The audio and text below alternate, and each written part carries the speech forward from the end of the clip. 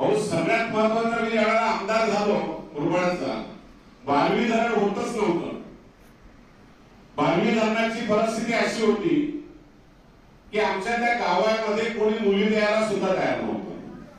आमची घरं धडवत नव्हती. आमच्या प्रकल्पग्रस्तांचे खूप मोठ्या प्रमाणामध्ये अडचणीला सामोरं जात होतं.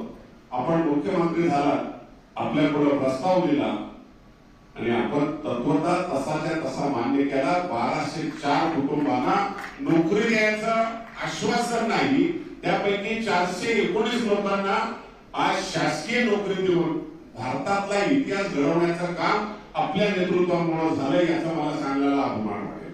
हे खूप अवघड काम होतं आणि त्याचमुळे 12वी धरण झालं. आणि भाऊ 12वी धरण जर झालं नसतं तर पाण्याची परिस्थिती ठाणे जिल्ह्याला खूप मोठ्या अवघड होती.